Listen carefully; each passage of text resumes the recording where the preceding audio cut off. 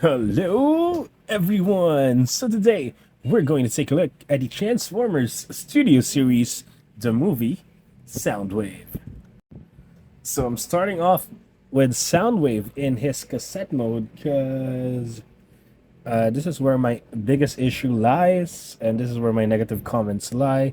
So I'll start off with this, but just like with every review, let's start off with the box first. This is a Leader Class Studio Series figure, and I got it from Toys R Us here.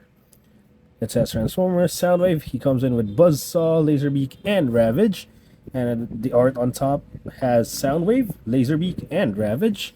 Unfortunately, I think this is going to be Buzzsaw, the one in his chest. On the side is a bigger photo of him. We should compare. At the back, Soundwave in a pose, his cassette mode, and the three cassette tapes in their alternate modes. And as usual with any Studio Series figures, it comes with a scene from the show or movie that it comes from, and a short text. It says here, Soundwave sends his cassette troops on a spy mission. So really cool. On the side, it shows a continuation of the artwork from the front. This looks like Autobot City because they tried to destroy Autobot City, and on top, it's just the name. And I'll get that out of here so that we can look at them three. So, cassette mode for Soundwave. Up front, it looks visually beautiful. It's very accurate to how he appeared in G1. And there's really nothing for me to say up front, even on the side and at the back. Even his weapons double or become the batteries of the cassette mode. What my issue is on this one, like the false they call this buttons here. It's because this is the original skirt piece in robot mode. I wish they could have done something about it so that it will become like plain, like it doesn't have any buttons at the back, because that's the only thing in my opinion that makes this thing look weird. But aside from that, everything is beautiful, and the button is pressable for you to open up the cassette deck. So that's okay for me. The next one, my biggest complaint, are the new cassettes. They're cassette tape modes. I don't know. I kind of find it weird that there are openings here. Like excuse me. Unfortunately, I've already sold off my War for Cybertron Laserbeak and Ravage, but I'll show you guys a picture of like Laserbeak's alt mode here, or cassette tape mode, which, in my opinion, is a way better looking cassette than this. This just looks like they transformed into rectangular pieces, not really cassette decks or cassette tapes. And the worst one of them for me is Ravage. I don't even understand where the front or back is for this guy. He just looks ugly, in my opinion. And to top it off, we have here, I can have Ratbat here from the Studio C or the More Than Meets the Eye exclusive of Perceptor that comes in with Ratbat and Ramhorn. I think that's the name of the other guy. So at least this cassette mode looks better, and it fits well with these cassette tapes. So that is my main complaint. But what's cool about this is that the cassette tapes fit perfectly on the cassette deck, which is really nice. One more unfortunate thing about this is the fact that when they transform, they kind of parts form, or not kind of, but they do parts form. So you have, when you have them in their cassette tape modes, you have these extra accessories lying around, which doesn't really incorporate to any part of their alt modes. So it's unfortunate that you have to keep these somewhere, and it's prone to getting lost. So that's just a downer for me. Now, just a quick size comparison. I have here the War for Cybertron, a Netflix version of the War for Cybertron Earthrise Soundwave in his alt mode. And as you can see, it has severe yellowing here, here, and a bunch more here, which is really unfortunate. This would have been a really good version before this one. And side by side, they look pretty similar, except I really don't like the yellowing on this. And they look pretty similar. They look really good together. Of course, this one, in terms of face value, looks a lot better than this. What I do love about the new Studio Series version, it flattens out the knee so that, as you can see here on the Netflix version, it has this like slight bulk on the side, and this one is completely flat. So this one is definitely an upgrade from this. So here you have Soundwave in his robot mode and the rest of the cassette tapes and the respective animal modes. So let's look at Soundwave first. Closer look, top to bottom, and at the back, he looks really, really clean. And I guess Soundwave is the first part of the new 86 mold where there are no more like detailings or details, mechanical details on the surface of their body. They're fully smooth now, which is cartoon accurate and really nice to look at, in my opinion. I kind of like it better more, especially if we're talking about the 86 movie figures, because in my opinion, the ones with the detail surface detailing matches more from the War for Cybertron line, because if I remember correctly, that shows that they have surface detailing, but of course the original cartoon movie didn't have it.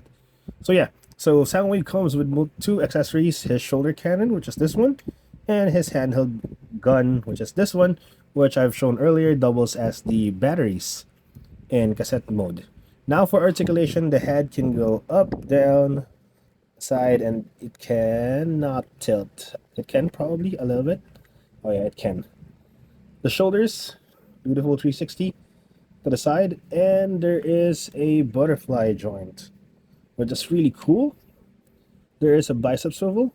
The elbows are double jointed so they can bend all the way like this. The wrist, oops, sorry, I moved the camera. The wrist can swivel, and there is a finger articulation. Sorry. The waist can move freely. The legs can kick sidewards that far, forwards that far, and backwards that far. So the thighs can swivel. There is a knee bend, and the foot or the feet can move the opposite of a tiptoe, and there is an ankle pivot, which is really nice for this figure. Now, I love everything about this figure. It represents how he looked like in the 86 movie really well. Just one minor complaint, the one that I mentioned earlier, there is the fake, or this is the real buttons in cassette mode, and this is the fake ones up front. I really wish they could have done something about this at the back. Like, it shouldn't have this in the movie. And the transformation for the knees, because the knees can be pushed flat. So if you accidentally press on it, you can't really get it from the front. So you have to open up the back panels of the legs. It's part of transformation to push it from there for it to go back out, which is kind of annoying. But everything else, really, really beautiful figure. Now for the cassette modes, or cassette modes. The cassette tapes, as I've mentioned, they are parts forming. So this is Buzzsaw without the accessories, and he has two parts form. But visually, these two are probably the best versions of Buzzsaw and Laserbeak, because even though the War for Cybertron version of Laserbeak looks really good, it's not that accurate, and this one is really the accurate version from the cartoon. And of course, they are the same mold, which means they look beautiful together. The one that really is disappointing is Ravage. I know transformation for him is really difficult, even in the War for Cybertron version, but it is an upgrade from the War for Cybertron version, but it's still pretty ugly in my opinion. So yeah, but I'm glad that they came in with Soundwave. Plus, again, this Ratbat from Perceptor, the series Perceptor, the reissue, he fits well with the other what do you call this, cassette tapes. Now for some size comparisons, I've already done a review on the new Seeker mold Thundercracker. So here he is with Soundwave. So Soundwave is a bit bigger than him, which should have been the case from the start. And where is my Netflix Soundwave? This is what how Netflix Soundwave sized up with them. He is really small compared to. Wait, I think I need to adjust my camera. There, I fixed it. So as you can see, the Netflix War for Cybertron Soundwave is definitely much shorter than the 86 Soundwave, and he is shorter than Thundercracker, which is a Seeker mold, which shouldn't be the case. He should be bigger than the Seekers. And the next one for comparison would be this is the Dramatic Capture Series Starscream, which is a Coronation Starscream, which is a version of the Studio Series 86 Starscream. And I can't wait for this to get a remold as well. Or, yeah, the new mold for Starscream, because it's kind of outdated. And it doesn't match, if you can see. This is this is supposed to be, sorry, the Studio Series 86 Starscream, right? This is what I mentioned. Soundwave doesn't have the surface detailing, and Starscream is complete with those surface details, which is in line with this original mold, which is this Earthrise, War for Cybertron Earthrise mold. But for Studio Series 86, I don't think it matches that well. I'm all for making them all smoother. Next one, his leader, to which he is very loyal to, the Studio Series 86 Megatron.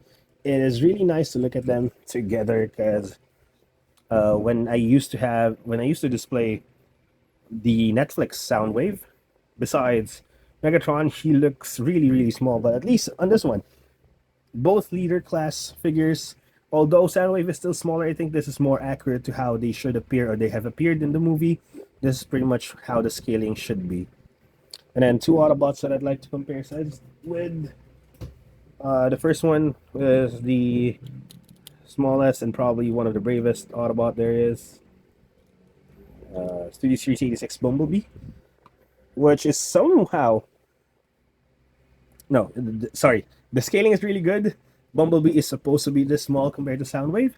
What I was supposed to say was somehow I'm seeing posts here in the Philippines that the Studio Series 86 Bumblebee is showing up on mainline toy stores again, like on Toy Kingdom and Toys R Us, which is really weird. And hopefully for those of you who are from the Philippines who missed out on the first release of that, you can go buy them at some Toy Kingdom and Toys R Us branches. And for final comparison, we have here the Studio Series 86 Optimus Prime. The scaling again is really good now. So final thoughts on the new Studio Series, the movie Soundwave. This guy is the much awaited upgrade from the War for Cybertron Soundwave. This guy is, in my opinion, at least the main figure Soundwave, is almost perfect in every way.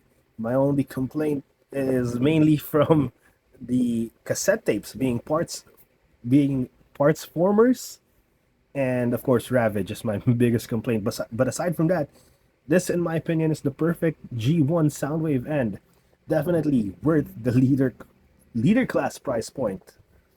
And I highly suggest you guys get this. It's a really fun figure to mess around with, and I'm a really big fan of Soundwave. I love the alt mode of turning into a cassette player, which is really nice. So yeah, that's it for my review. I hope you guys enjoyed the video. Please like and subscribe if you do. Thank you for watching, and see you guys next time. Bye bye.